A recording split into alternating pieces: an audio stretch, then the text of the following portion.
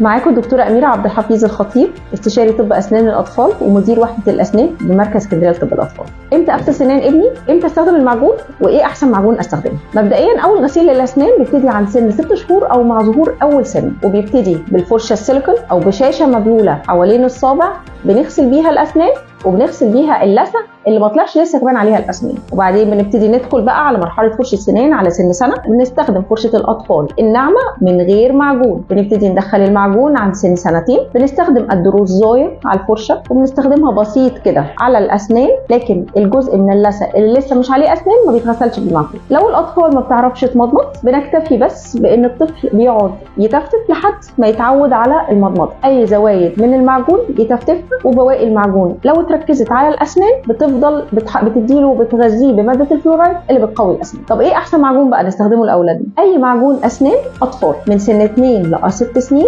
معاجين الاطفال متوفره وكلها ماليه الماركت وكلها شركات بالوان مختلفه باطعمه مختلفه. انا دايما برشح نختار المعجون اللي الطفل بيحب طعمه علشان نسهل عليه المهمه ويتعود عليها وتبقى بالنسبه له فن في نفس الوقت مفيده لغسيل الاسنان، مفيده للاسنان. في انتظار بقى ايه اسئلتكم. حد عنده اي استفسار او اسئله احنا دايما معاكم وبنجمع الاسئله ونجمعهم ونقعد في يوم نجاوبهم عليهم كلهم. معاكم اميره عبد الحفيظ الخطيب، استشاري طب اسنان الاطفال، مدير وحده الاسنان بمركز اسكندريه لطب الاطفال.